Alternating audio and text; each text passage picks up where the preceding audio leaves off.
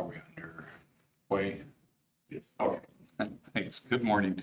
Mark Scheibmeyer, the city hearing examiner, has been asked to convene a public hearing in reference to an application by Eric Peterson seeking binding site plan approval for a proposed 7 industrial lot development across 2 acres containing 3.24, 2 lots containing 3.24 acres along Roden Road. In advance of today's hearing, excuse me, I received a staff report authored by Weeby, who is present.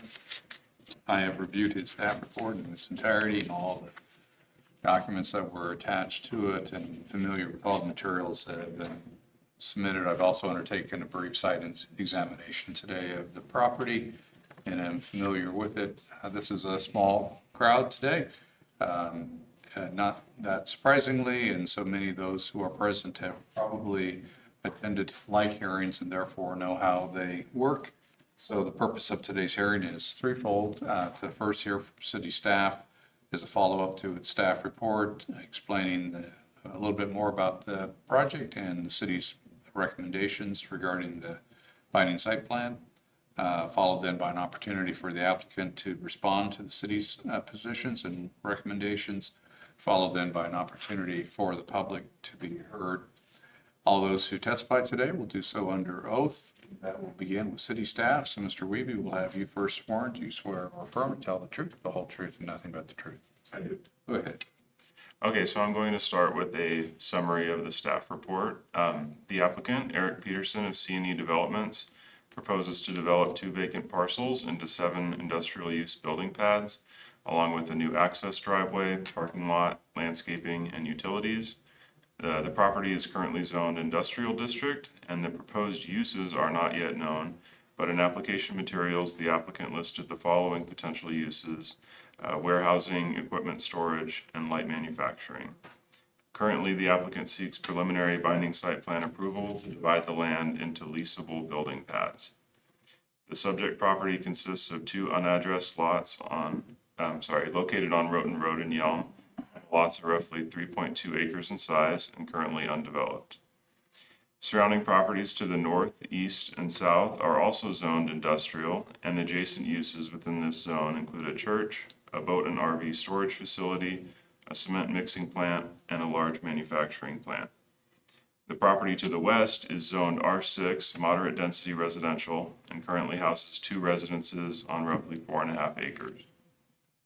The City of Yelm distributed the notice of application for this project to relevant agencies, tribes, and nearby property owners on January 11th, 2024. The notice of application was also published in the Nisqually Valley News on the same date. During the public comment period, the Nisqually Indian tribe commented that they had no specific concerns relating to the proposal. No other comments were received. A notice of public hearing before the Yelm hearing examiner was also mailed to nearby property owners and published in the Nisqually Valley News on July 11th, 2024. The notice of public hearing was posted on the project site on July 10th. The City of Yelm SEPA responsible official issued a mitigated determination of non-significance for this proposal on March 15th, 2024. This determination is final and fulfills the city's responsibility for disclosure of potential significant environmental impacts. The MDNS identified 5 mitigation measures, including a mandatory contamination and toxics cleanup plan and an inadvertent discovery plan. The MDNS also specified that each building pad may require an additional environmental review when the specific proposed uses are known, and that the traffic impact analysis may also need to be revised when the uses are known. The full text of the 5 mitigation measures are included in the staff report, and they are also adopted by reference as recommended condition of approval number 1. The City of Yelm finds that the proposal will meet water and sewer concurrency requirements through connection to the city's water service and by providing a step tank for each of the 7 building pads. The applicant prepared a traffic impact analysis to study the binding site plan's effects on the Yelm transportation network. No traffic deficiencies were found in this analysis, as all nearby study intersections maintain an acceptable level of service when traffic for the proposed development was accounted for. As a result, the City of Yelm finds that the proposed binding site plan satisfies concurrency requirements for traffic. And while no traffic deficiencies were found in the initial traffic study, it is important to note that the traffic analysis may need to be revised when the proposed uses for each building pad are known. Some land use categories, such as manufacturing or light industrial, have higher peak hour trip rates than the land use category that was used in the initial study. Condition number 5 of the MD&S requires further traffic analysis if the actual proposed uses would generate more traffic. During building permit issuance, each building pad will be assessed both traffic and fire impact fees. Frontage improvements to Roten Road are not required because this road is already identified in the most recent 6-year transportation improvement program for the City of Yelm. The planned improvements for Roten Road include street lighting and new sidewalks on both sides of the street. Instead of requiring the applicant to improve the roughly 165 feet of frontage along Roten Road during site development, it would be safer and more efficient if all improvements to Roten Road were constructed concurrently. As a result, the applicant did submit a written request to defer the frontage improvements, and this deferral agreement must be finalized prior to final binding site plan approval. All development projects within the City of Yelm require a Mazama Pocket Gopher screening report, and the applicant provided this report with the rest of the application materials. The report found no evidence of the pocket gopher on site and that there would be no effect on prairie habitat. The Yelm Municipal Code also requires that industrially zoned parcels which share a common boundary with residentially zoned property to provide a larger 25-foot setback and to provide a 10-foot landscaping buffer within the setback. The preliminary landscaping plan shows compliance with this requirement along the western side of the property. That's the R6 residential zone. It is not yet possible to determine if the proposal provides adequate off-street parking because off-street parking requirements are determined by the use of each building pad. The preliminary binding site plan does provide space for additional parking that could be used if needed once the proposed uses are known. And the applicant is aware that certain uses or combinations of uses may not be allowed if these uses would result in insufficient off-street parking. The preliminary landscaping plan shows conformance with the Yelm landscaping requirements found in Chapter 18.55 of the Yelm Municipal Code, including the provision of a 15-foot wide, dense site barrier landscaping buffer whenever a non-residential activity is proposed adjacent to a residential zone. In summary, the city finds that the applicant has established that the proposed binding site plan adequately provides for the public health, safety, and general welfare, that the public use and interest will be served by the binding site plan, and that the proposed binding site plan is in conformity with the local zoning and other development regulations, and that public facilities impacted by the proposed binding site plan will be adequate, and that the project is within an approved sewer service area with capacity to serve all paths. The Yelm Public Services Department recommends that the preliminary binding site plan be approved, subject to the following 13 conditions. And these conditions include an amended condition number 2 that was provided to the hearing examiner this morning. Number 1, the 5 conditions of the mitigated determination of non-significance associated with this project are hereby referenced and are considered conditions of this approval. Number 2, each building pad must have its own step tank. The location of water mains, sewer mains, reclaimed water mains, step tanks, and stormwater facilities are subject to final review and approval during civil plan review.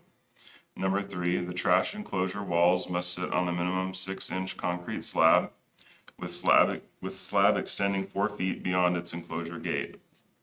The slab must be graded to prevent liquids from entering both the city step sewer system and the on-site stormwater facilities. Number 4, if building pad 4 and building pad 5 will require fire sprinklers, the fire hydrant at the northwest portion of the parking lot must be moved so that it is within 40 feet of the FDC. Number 5, depending on the proposed uses for each building pad, a fats, oil, and grease control plan may be required. This will be determined during separate reviews for future permit applications for each building pad. Number 6, a lighting plan, final landscaping plan, and detailed irrigation plan must be submitted during civil plan review. Number 7, any proposed irrigation system shall incorporate a backflow prevention device and conform with the cross-connection and backflow control program as defined in 13.04.220D of the Yelm Municipal Code. Number 8, plans submitted during civil plan review shall include an addressing map for approval by the building official. Number 9, the required landscaping must be installed prior to project completion or certificate of occupancy unless the Yelm Site Plan Review Committee determines that an assigned savings is appropriate. In no case may the applicant delay performance for more than 1 year. Number 10, permanent curbs and/or structural barriers are required to protect the parking lot landscaping from vehicle overhang. Number 11, each building pad will require a separate land use permit application and an administrative site plan review by City of Yelm staff. Number 12, at the time of site plan review for each of the proposed building pads, certain uses or combinations of uses within the proposed binding site plan may not be permitted if the use or combination of uses will result in insufficient off-street parking as required by 18.54.030 Yelm Municipal Code.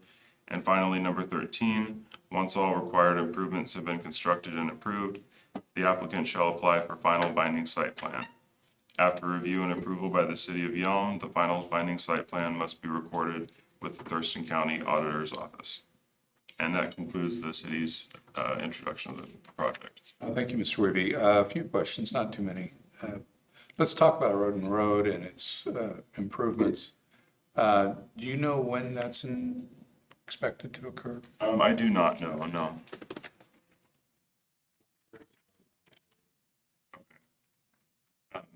2025.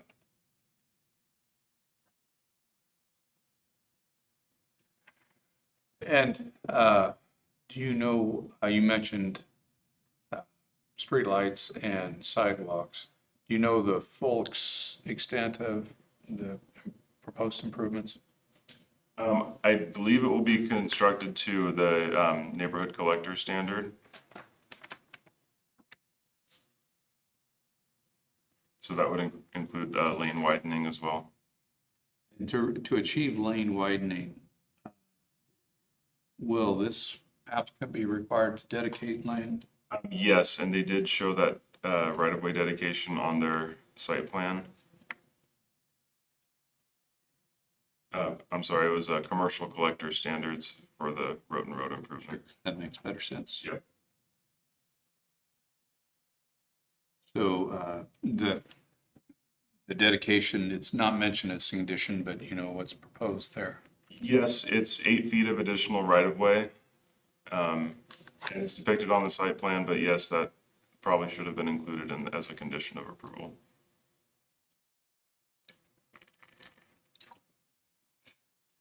I'm trying to better understand or make certain that the streetscape improvements along this property will be borne by the applicant as they should. So within the deferral agreement, what do you anticipate it providing? You know, I'm not sure on the specifics of the deferral agreement. I think that they typically require like a full cross-section to the collector standards. But the specifics, I'm not sure. Where I was going with that question, Mr. Wiebe, is do I need to be thinking about a condition that makes certain that the applicant will bear its share of the street front improvements, or is that kind of suggestion unnecessary given what's going to take place in the deferral agreement? I'm wanting to make sure that it's not overlooked, that it's simply not addressed here and ends up not getting addressed somewhere else, and all of a sudden no one has addressed it. So what are your thoughts there?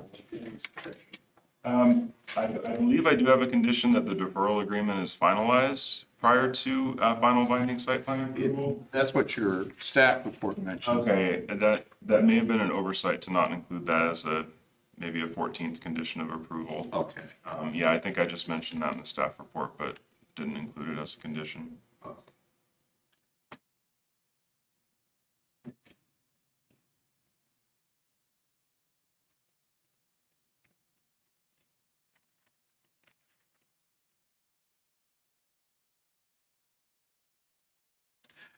Uh, At any time, have you received any public comment regarding this application? No Any sort of comment from the church next door? comment was received. No.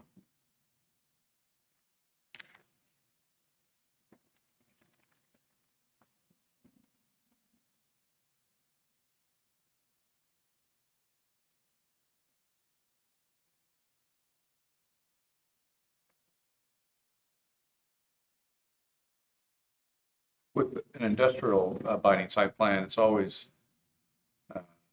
more interesting as to whether or not additional internal road improvements are needed or a good idea or even sometimes safe. But in terms of internal landscaping along the internal roadway, was there any thought given to whether it's beneficial or burdensome in this application?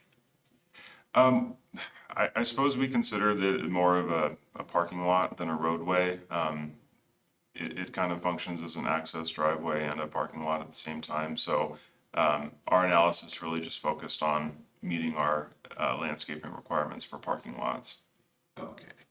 And then primarily your focus was on external landscaping, perimeter landscaping then? Yeah, but for landscaping, yeah, I just pulled up the landscaping plan here.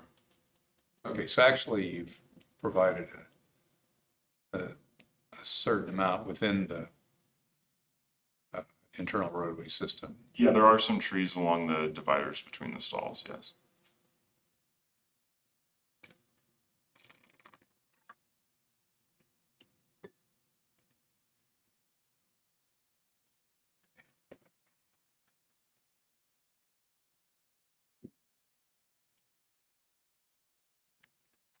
In this location, how will the reclaimed water system as to industrial properties? How does that work?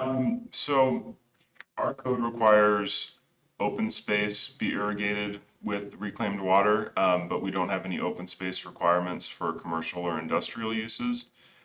So in this case, they're required to connect to it, but there's no further requirement that they utilize it for landscaping irrigation. Is it practically sensible to use it, or is it once connected, they've achieved all they need to and are unlikely to find it useful? I can't speak to the specifics of that.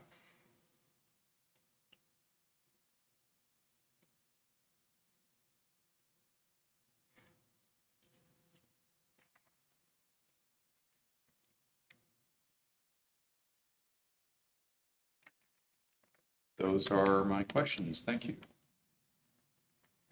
And would that conclude the city's presentation? Yes, it does. We'll then turn to the applicant. And Mr. Peterson, do you wish to be heard yourself? Do you have a representative you would like to speak? I'm Grant Middleton. I am the project engineer, and I will give a brief presentation. So on behalf of the applicant, C&E Development LLC, my name is Grant Middleton. I'm the project engineer and owner of Larson Associates, Land Surveyors and Engineers. I'm here today representing the applicant, and also here is Eric Peterson of C&E Development. I want to thank Mr. Clayton for his thorough report and presentation of the project. It was very complete and well done. With that, instead of repeating all the various details and knowing the project is before you, your file today, I'd like to keep my presentation brief. The applicant has provided all of the necessary land use and environmental applications, studies and reports, and city staff has reviewed the relevant material and included a recommendation of approval with conditions in the staff report. In reviewing all the 6 approval criteria for a binding site plan, we believe the Roten Road binding site plan fully meets all criteria set forth in 18.14.070 Yelm Municipal Code, as well as other applicable policies, codes, and regulations. We have reviewed the recommended conditions of approval in the staff report. They are clearly written, and we are in agreement with them with the added clarity to recommended condition 2, along with the addition of the variance or deviation along the frontage. Or deferral, I believe is what it's called. On behalf of the applicant, we respectfully ask the examiner to find that adequate provisions have been made for the public's health, safety, and general welfare, and that approval of the Roten Road binding site plan will serve the public's use and interest. And that concludes my presentation, and with that, I stand for any questions. Only one, Mr. Middleton. Would the applicant also then have no objection to an additional condition requiring the dedication of needed right of way? Oh, please, yes, that's fine. All right. I don't think I have any other questions, and I think Mr. Weed. Okay, thank you. Okay. And would that conclude the applicant's presentation then? Yes. We'll then turn to public comment. Are there any members of the public here today? Not surprisingly, there are none. Very straightforward application in a well-prepared, well-designed layout that has undergone careful city review and met city requirements. And the city has been thoughtful in its conditions, both at the SEPA level as well as at the binding site plan approval, recognizing that this is one of those unusual ones where it's kind of an evolving set of conditions to be imposed because the final uses are not yet known. Therefore, some of these conditions remain in flux. But that the conditions have been designed to address that uncertainty and are built around that. I recognize the benefit of modifying condition 2 as the city has recommended, as well as adding the 2 additional ones regarding requiring a deferral agreement to be entered and dedication of the needed right-of-way, so that we're certain that that those things are not being forgotten about as part of project approval. I'm going to go ahead and approve the binding site plan subject to the slightly revised conditions as we've talked about. But otherwise, I'm not going to add or subtract from any of the recommended conditions. I'll need to have a little time to do that because, again, that means reducing this to a set of findings, which then support a set of legal conclusions within support the decision. And it's the findings that take a little bit of time to prepare. So I'll go ahead and get started on that right away, and I'll have something back to the city within a couple of days' time. Although I have 10 business days to get this done, I don't want to see this take anything close to that length of time, and I hope to have it back within a couple of days, and the city will then make it available for distribution. But again, not to anticipate any surprises in that. The conditions will be as recommended, subject to the adjustments we've made today. Are there any other questions about this? Hearing none, we are adjourned. Thank you.